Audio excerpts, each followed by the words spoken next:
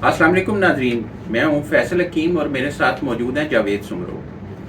आज के वीलाग में हम बात करेंगे जो सुप्रीम कोर्ट की मजमूई सूरत हाल चल रही है, जिसमें जजों की धड़ाबंदी भी नज़र आ रही है। जजेस के आपस के इख्तलाफात जो हैं वो बड़े वाज़े तौर पर सामने आ चुके हैं, और सीनियर जजेस जिस तरह वो एक सुप्रीम कोर्ट में होते हुए चैम्बर उनके आपस में जुड़े और बात खतूत तक जा पहुंची है, इस हवाले से बात करेंगे। और उसके साथ साथ दो अहम इश्यूज हैं, एक नए चीफ जस्टिस का जो नोटिफिकेशन है उस हवाले से, और तीसरा जो इलेक्शन कमीशन ने सुप्रीम कोर्ट से रुजू किया है दोबारा, उस हवाले से बात करेंगे। तो शुरू करते हैं आज का वीलाग और बात करते हैं सबसे पहले कि जो जजेस के इख्तलाफात हैं।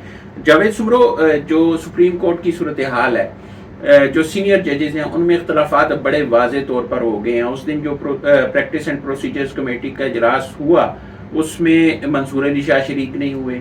जो एक सदारती आर्डीनेंस आया उस पर उन्हें तहफ़्फ़ुज़ात थे। उन्होंने चीफ जस्टिस को ख़त लिखा, उन्होंने सवाल उठाया कि जस्टिस मुनीब अख्तर को क्यों कमेटी से निकाला गया। और इस हवाले से आज चीफ जस्टिस के बारे में भी ये बताया गया है कि उन्होंने ख़त का जवाब दिया, और उसमें जो मुख्तलिफ चीज़ें थी, जो सबूत थे, वो उन्होंने मंसूर अली शाह के सामने रखे हैं, जस्टिस मंसूर अली शाह के सामने, कि किन किन चीज़ों को मद्देनज़र रखते हुए जस्टिस मुनीब अख्तर को निकाला गया। तो मुख्तसरन ये बताएं कि कौन कौन से अहम नुकात हैं जिन को बुनियाद बनाकर उन्हें इस कमेटी से निकाला गया। जी देखें, सबसे पहले तो जब प्रैक्टिस एंड प्रोसीजर कमेटी का इजलास बुलाया गया था तो जस्टिस मंसूर अली शाह को ख़त लिखा गया, बताया गया कि जी इजलास से आप आ जाएं। तो जस्टिस मंसूर अली शाह उसमें इजलास में गए नहीं। 2 बजे उसी दिन यहाँ सुप्रीम कोर्ट से वो घर के लिए रवाना हो गए। उसके बाद वो वापस सुप्रीम कोर्ट नहीं आए। उसके बाद उनका ख़त सामने आ गया कि जी उन्होंने ख़त लिख दिया, और ख़त लिखने के बाद पता लगा कि जी ये चीज़ सूरत हाल कहाँ तक गई है। जब देखा गया चीफ जस्टिस को ख़त मौसूल हुआ, ख़त मौसूल होने के बाद उन्होंने फौरी तौर पर जो है जस्टिस अमीनुद्दीन खान को प्रैक्टिस एंड प्रोसीजर कमेटी का मेंबर बना दिया। उसके बाद से सूरत हाल बहुत ज़्यादा ख़राब होना शुरू हो गई, जिसमें इख्तलाफात जो थे पहले बज़ाहिर नज़र नहीं आ रहे थे, इसके बाद वो इख्तलाफात जो हैं वो नज़र आना शुरू हो गए। जब ये चीज़ सामने आ गई तो फिर जाहिर है चीफ जस्टिस ऑफ पाकिस्तान को भी एक जवाबी ख़त लिखना था, और उन्होंने वो जवाबी ख़त लिख दिया। फिर रजिस्ट्रार से उन्होंने तफसीलात मांगी कि क्या है, किस तरह से। जब उनका ख़त आज जो सामने आया है चीफ जस्टिस का, उसमें उन्होंने वाज़ेह तौर पर उन असबाब का जिक्र किया है कि जिसकी वजह से उन्होंने सीनियर जज जो थे जस्टिस यहया आफरीदी, उनको शामिल ना करके जस्टिस यहया आफरीदी को शामिल कर दिया। तो उसके असबाब उन्होंने बताया। अब असबाब ये है कि उन्होंने कहा है अपने ख़त के अंदर कि जी हमने जिस तरह जस्टिस मंसूर अली शाह पेश ना हुए तो हमने जस्टिस यहया आफरीदी से रब्ता किया, और जस्टिस यहया आफरीदी ने किसी वजह से कमेटी का मेंबर बनने से इनकार किया। जस्टिस मुनीब अख्तर पहले ही कमेटी छोड़ के उनको निकाल दिया जा चुका था, वो नहीं आ रहे थे। तो जाहिर है जो सुप्रीम कोर्ट का फंक्शन था उसमें तो कोई रुकावट नहीं डालनी की थी। ये 3 रुकनी कमेटी होती है, जो जजेस 3 रुकनी कमेटी जो होती है वो तमाम के तमाम मुकदमात को फिक्स करती है समाअत के लिए मुख्तलिफ बेंचेस में। तो जाहिर है अगर ये कमेटी ना बैठती तो फिर इस हफ्ते जो है वो अकाज़िस ना निकलती, मुकदमात ना लगते, तो सूरत हाल और मज़ीद पेचीदा हो जाती। तो चीफ जस्टिस ने इस चीज़ को भांपते हुए कि जी मामला मज़ीद ख़राब ना हो, फिर उन्होंने इसका जवाब दिया कि आप चूँकि नहीं आए तो मामला सूरत हाल को आगे करना था, तो उन्होंने कमेटी बना ली और मामला आगे चलता रहा। लेकिन अगर आप मजमूई तौर पर देखें तो सुप्रीम कोर्ट की एक इमारत है और जो जजेस के चैम्बर हैं वो भी करीब करीब हैं, तो मामला खतों तक क्यों पहुंचा? आपस में बैठ के मामला क्यों नहीं तय हो सकते? देखें ये करीब, आप कह रहे हैं ना जजेस के चैम्बर करीब है। मैं यहाँ पे आपको वाज़ेह करूँ कि चीफ जस्टिस ऑफ पाकिस्तान का चैम्बर और सीनियर प्यूनी जज का जो चैम्बर है वो बस मैं यूँ कहूँगा दरमियान में बस एक दीवार है। अगर हम इस दीवार को आवाज़ खटकाएंगे या उसके ऊपर कुछ करेंगे तो शायद दूसरे चैम्बर वाले को उस दीवार पर आवाज़ जो हाथ मारने की आवाज़ है, खटकाने की, वो उस तक भी पहुँच जाए। लेकिन अब सूरत हाल इस हद तक चली गई है कि जजेस आपस में मिल नहीं रहे, आपस में बैठ नहीं रहे। सूरत हाल ये आ गई है कि वो कोई जस्टिस मंसूर अली शाह शायद ये समझ रहे हैं कि उनको चीफ जस्टिस नहीं बनाया जा रहा, और जबकि चीफ जस्टिस काजी फायजी साहब वाज़ेह तौर पर कह चुके हैं, वफाकी वज़ीर कानून ये कह चुके हैं कि जस्टिस काजी फायजी साहब एक्सटेंशन नहीं लेना चाहते, वो मजीद चीफ जस्टिस के ओहदे पे नहीं रहना चाहते। उसके बावजूद भी जस्टिस मंसूर अली शाह साहब का ये रवैया जाहिर है। लेकिन यहाँ पे 2 सवाल हैं।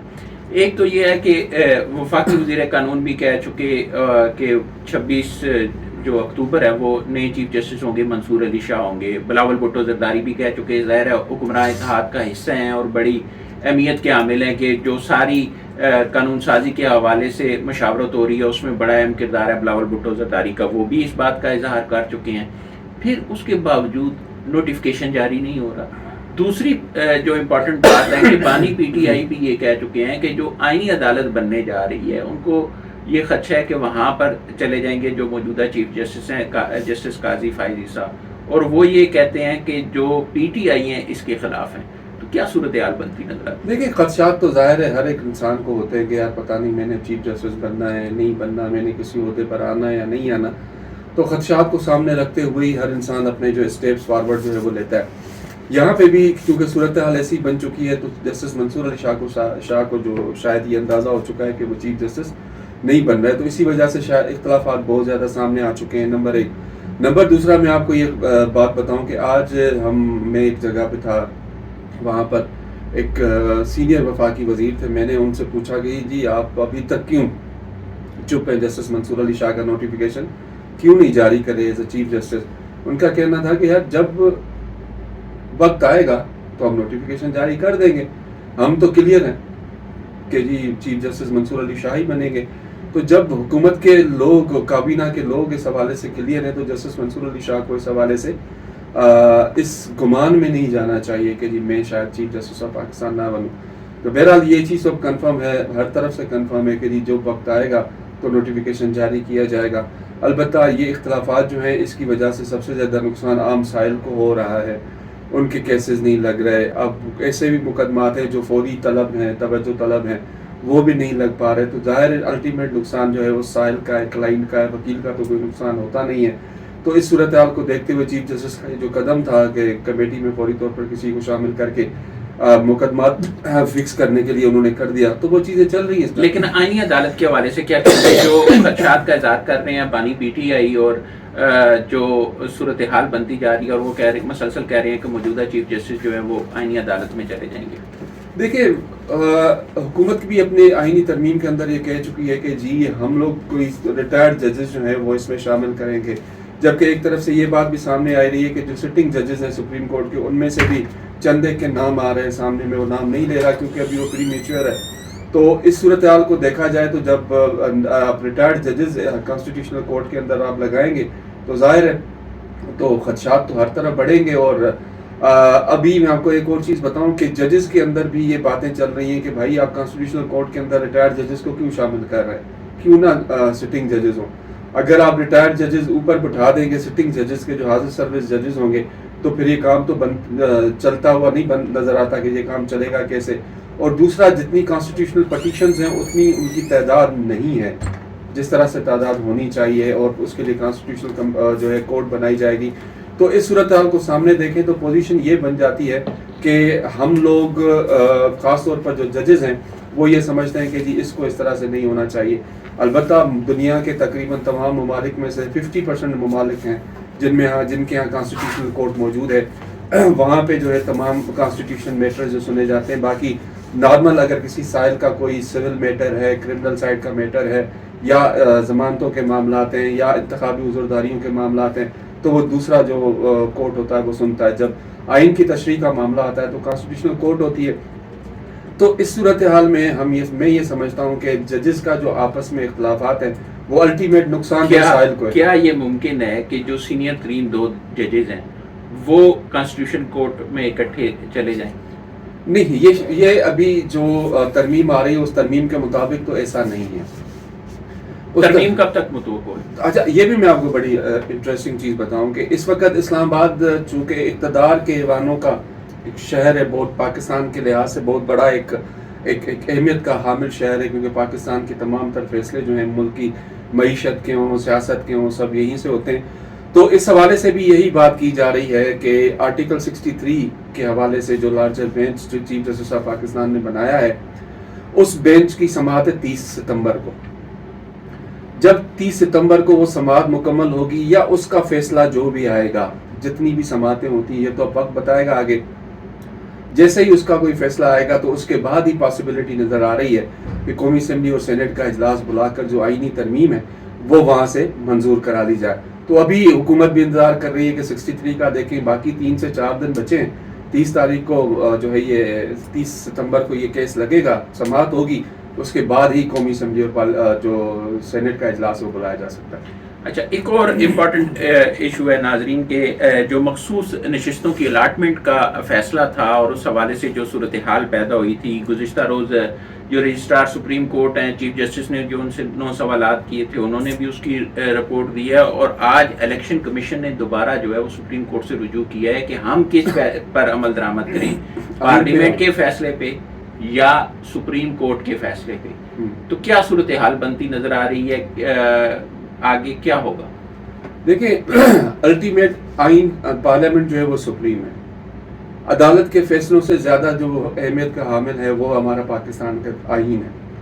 سپریم کورٹ بھی جب یہ آج جو درخواست داخل کی گئی ہے، اسے ٹیکنیکل ٹرمز میں کہتے ہیں مسلینیس اپلیکیشن انہوں نے دی ہے، جس میں انہوں نے اضافی ڈاکیومنٹس رکھے ہیں. ریویو تو پہلے ہی ان کا شارٹ آرڈر کے اوپر ان کا ریویو آ چکا ہوا ہے.